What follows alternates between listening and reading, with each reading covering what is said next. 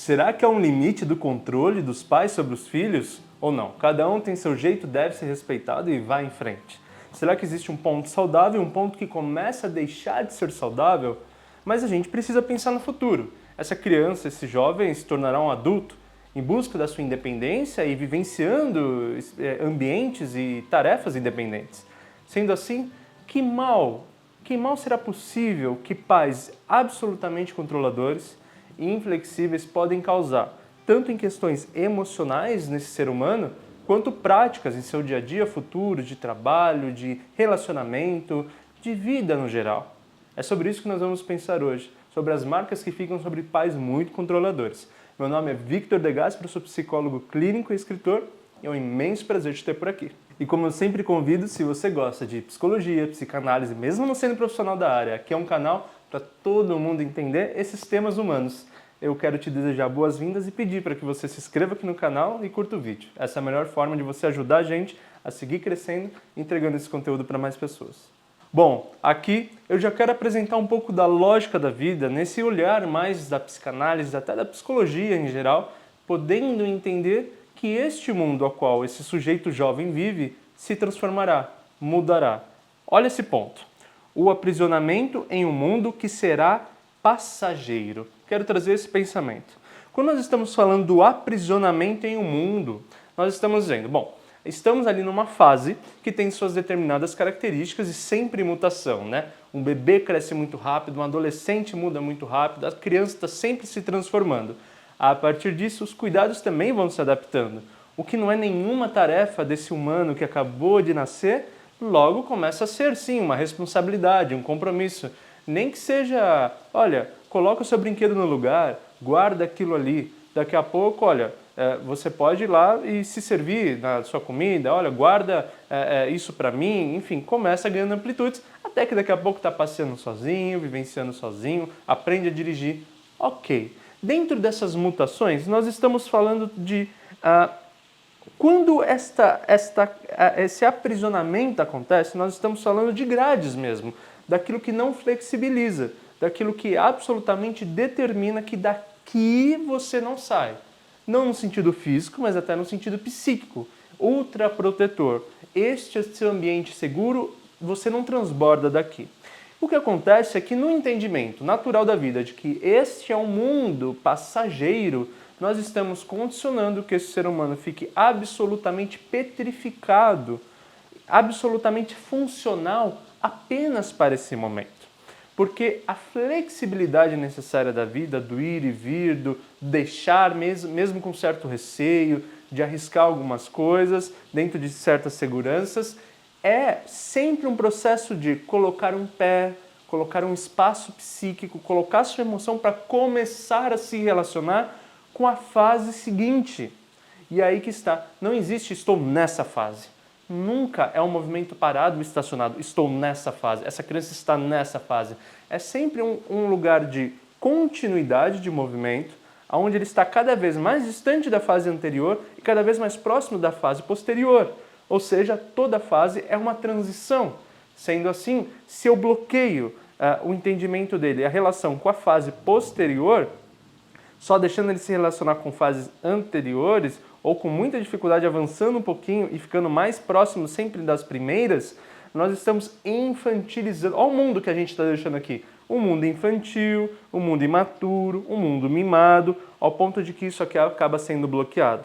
Claro, há muitas questões tensas e emocionais nessa relação. Estamos falando de segurança, de preocupação, e a gente já vai dizer sobre tudo isso. Mas o principal, assim entendido aqui, é que não há uma maturagem, né? Esse ser não se matura, não experimenta, não desenvolve aquilo que ele precisa aprender a manejar para que sua vida futura seja cabível a ele, seja possível. Então, claro, as situações, os contextos nunca serão os mesmos, mas a habilidade de resolver um problema, de olhar por outra questão, de se frustrar, né? De se ferir em algum nível, tudo isso são dinâmicas aprendidas que depois com certeza serão aplicadas em contextos mais adultos.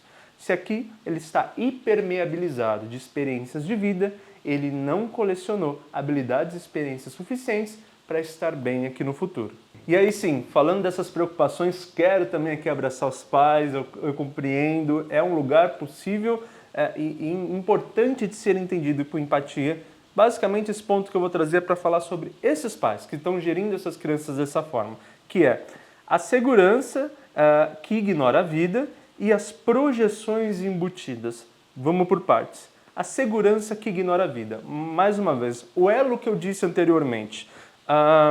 Se eu estou fazendo uma segurança que não pressupõe que esse momento de transição é sempre contínuo, eu estou ignorando a vida, ignorando que o tempo não para, ignorando que esse ser humano continua crescendo, que suas habilidades psíquicas, seu sistema nervoso continua amadurecendo e que então, ao não considerar isso e a instinta maturagem e o instinto desse ser de se jogar em novas experiências, de se sentir atraído por outras coisas, ao ignorar isso, eu estou ignorando a vida.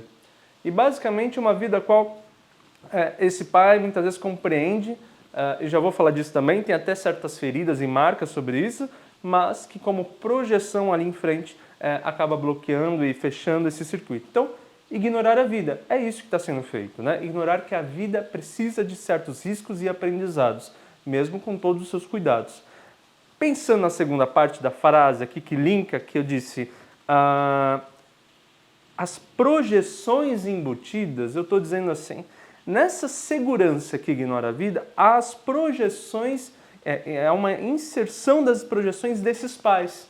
Como assim projeções, Vitor? Eu estou dizendo, aquilo que esses pais têm como marcas de vida, seja da ultraproteção que teve ou da ultraproteção que não teve em sua infância.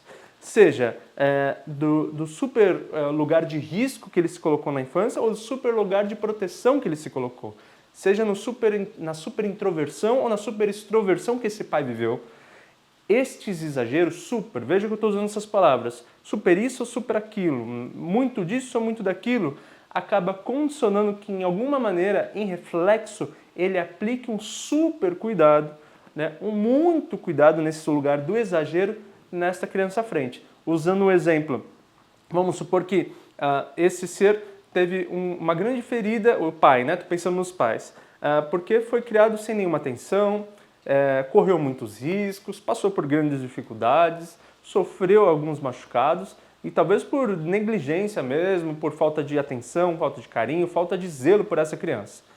Quando ele se torna pai, se torna mãe, se torna cuidador, ele está ali num olhar, opa, isso aqui não pode acontecer, não, peraí que eu protejo, peraí que eu cuido, peraí que eu zelo, entende? Então, o que urgencia esse pai por dentro, que lhe faltou ou lhe foi muito, o exemplo de lhe foi muito por exemplo, olha, eu fui extremamente podado de viver algumas coisas, então meu filho também vai ser.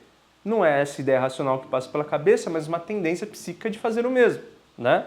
Então, essa outra proteção vai dando esse aspecto projetivo.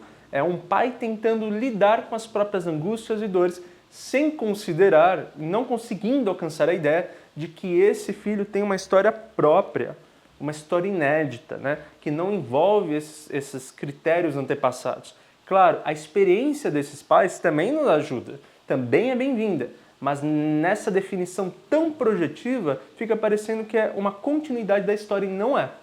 Não é. É uma outra história com outro desenvolvimento. Então seria mais prudente que esses pais, em seus processos de autoconhecimento, entendessem que, a partir das experiências que tive, muito para um lado ou muito para o outro, eu vou conseguir entender um equilíbrio melhor a possibilitar meu filho que caiba nesse equilíbrio, que viva esse equilíbrio, né? Porque também não estamos falando de soltar e vai para o mundo. Isso, como eu disse também no exemplo, poderia machucar, poderia ferir, mas o lugar do equilíbrio, que nunca é exato, sempre é em algum risco, mas de um risco da vida. Como eu disse na primeira parte da frase, ignorar a vida. Não, isso não é uma opção. É considerar a vida como ela é, dando amplitude para esse ser original em sua própria história. E aqui, como uma forma de falar, tanto com você que é pai, mãe, está observando esse tema, quanto você que pode ser um adulto ou um jovem que já passou por isso ou está passando, olha aqui esse ponto que interessante. A arte de esculpir sua travessia. O que eu quero dizer com isso? Travessia, eu estou falando da vida, estou falando do percurso de viver. Quando eu estou falando a arte de esculpir, é justamente dar a originalidade que só mesmo esse próprio ser pode dar à sua própria vida. Então é preciso excluir um pouco daquelas projeções, é preciso que até como filho consiga se distanciar em algum nível saudável destas mesmas projeções. É difícil, tem que fazer força, mas é se referenciando também com ambientes externos, com pessoas externas, com outras referências que não sejam essas que mandaram ou mandam em você.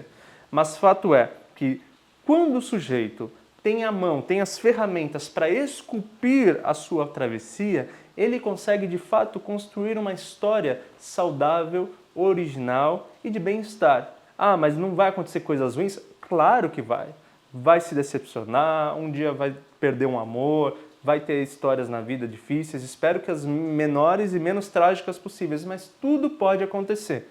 E frente a isso, obviamente, se o caminho, mesmo que tenha destinado num momento mais difícil, tenha sido esculpido por esta pessoa, ela também consegue ter a habilidade de linkar, mexer, manipular, reconstruir esse espaço.